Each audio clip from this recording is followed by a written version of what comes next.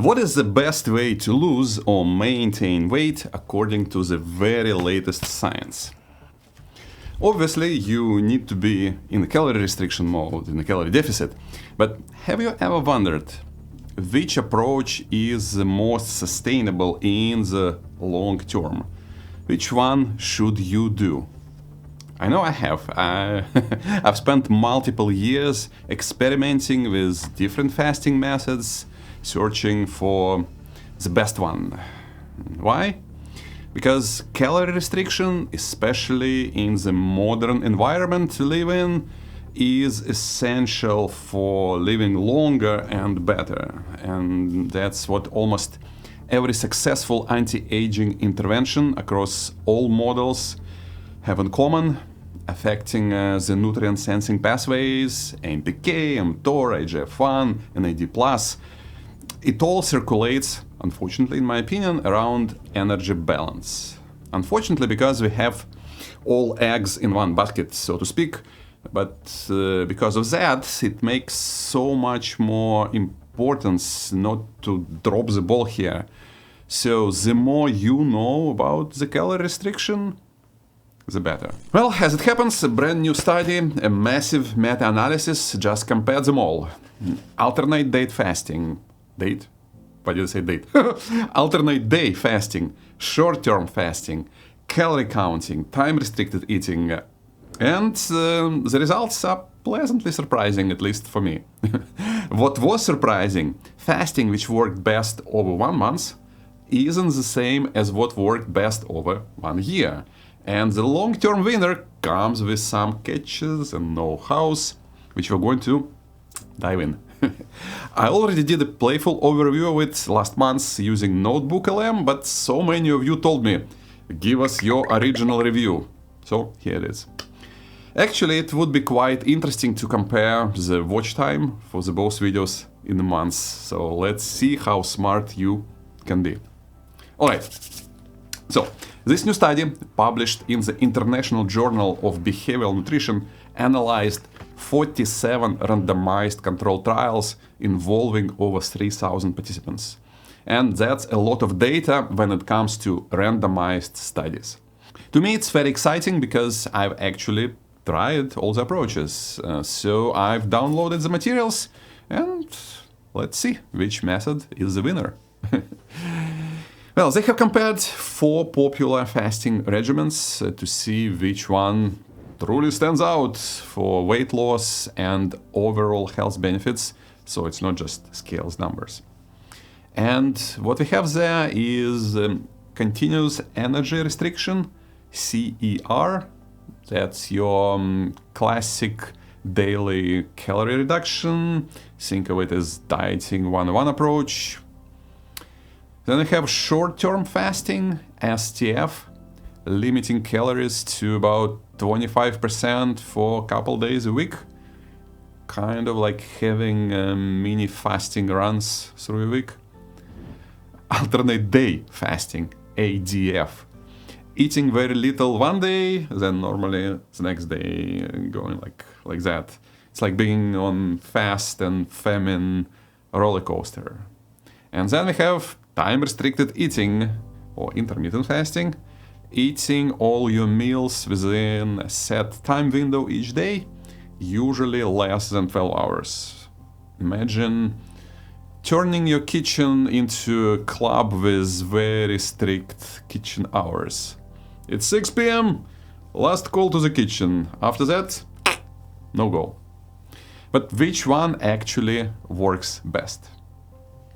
And here's where it gets interesting. Some diets here offered quick wins, but came with significant downsides.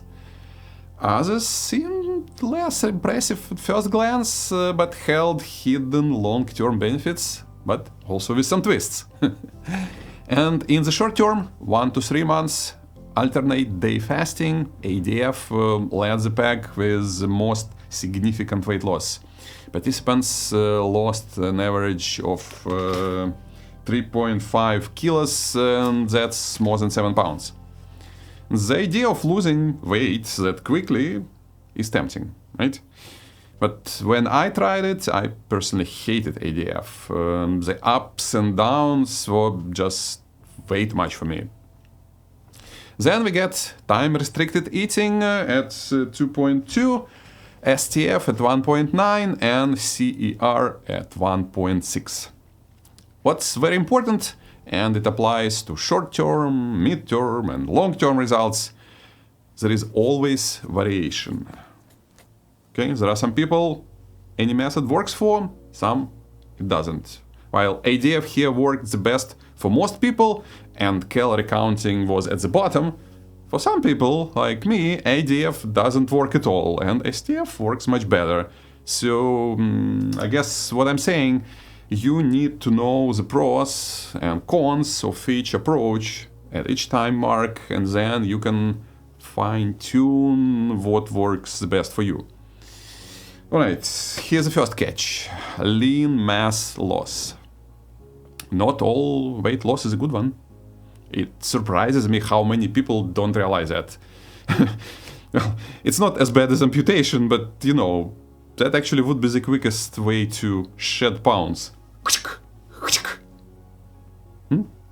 Anyway, short-term fasting, STF, led to significant lean mass loss, both statistically and actually mass-wise. Those 2 days when you almost don't eat, that's when it's obviously very hard to get your proteins in. Not know about you, but I don't want to sacrifice the muscles I'm working so hard to build and maintain. Losing them not only affects the strength, but can also slow down your metabolism and affect long-term health. So definitely be mindful of that. Time-restricted eating also led to some loss, but smaller, and I think it's much easier to mitigate. If you do that, put protein first. Protein and fiber first, then everything else, and that actually might also amplify fat loss. The catch with calorie restriction, we see in the study that many people are not so good at restricting, but it might be a strength in the long term actually. Hint, hint.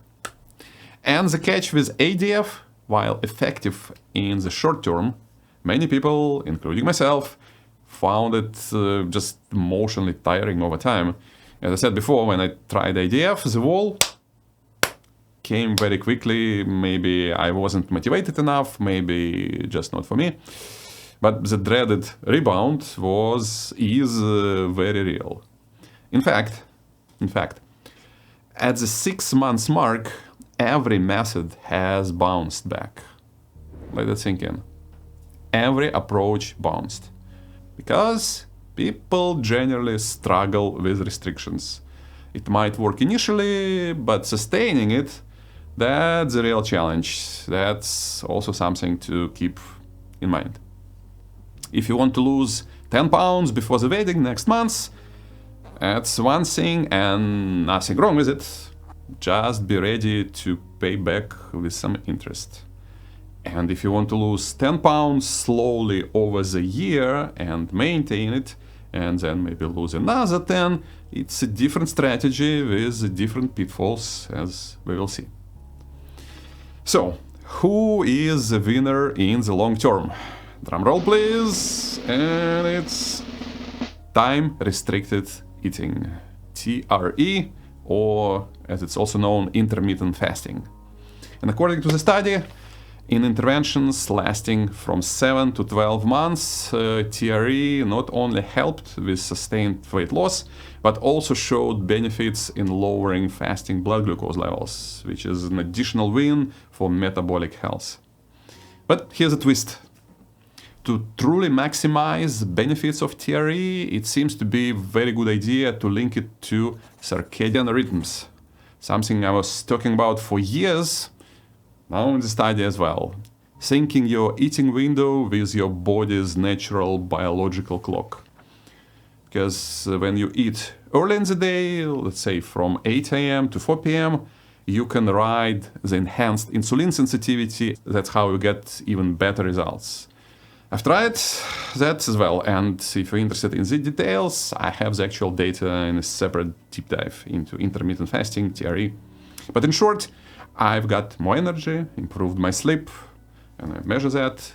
Some stomach discomfort went away, so it felt like almost my body said, thank you for listening. So that's exactly what I'm practicing today, and just shrink or open the window depending on where I'm in the muscle building cycle, if I'm bulking a little or cutting. But what does it all mean for you? Because, as I said before, every method can work, especially if you have the right mindset and can adjust accordingly. So if you're looking for quick and short-term weight loss, ADF is a legit thing. Just be prepared for potential hurdles down the road, like hitting that plateau or even experiencing the weight rebound. For STF, you'll need to be extra mindful of protein intake and maintain a solid exercise routine to protect your lean muscle mass. In fact, for all of these methods, that's probably a good idea. I've actually managed extended 7-day water-only fasts without losing any muscle. Just finished one this year with DEXA scans to prove it. So it's absolutely feasible, but requires careful planning.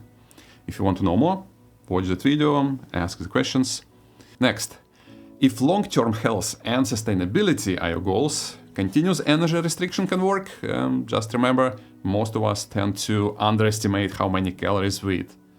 So you need to implement very careful tracking. If you're in a calorie deficit, but you are not losing weight, you are not in the calorie deficit.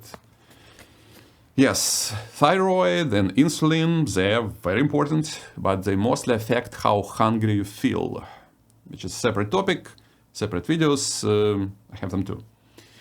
And if you're just starting or looking for a balanced approach, time-restricted eating, also known as intermittent fasting, is the most promising candidate to help you achieve that lean physique without too much stress. Because it's practically a set and forget system, and it's so easier to stick with. So pick a manageable eating window, see how it works for you a few months, then, if needed, shrink it a bit more and keep tuning up. If you hit a plateau, and it applies to all approaches, enjoy it, because it's so much better than rebounding. Maintaining is the major win. Ride it for a few months, let your body adjust, and reduce the window again. And, as I said already, be mindful of protein and exercise so you don't waste the valuable muscle. Maybe also do a DEXA scan. I highly recommend to all my friends do it once in a while. And the most important, keep it simple, keep it slow, keep it steady, keep it smart. Adjust, combine, experiment, see what works for you, and if it doesn't, try something else. At the end of the day, it's about making sustainable changes that support your overall well-being, not just about the numbers on the damn scale. It's about how you feel in your own skin for the rest of your life.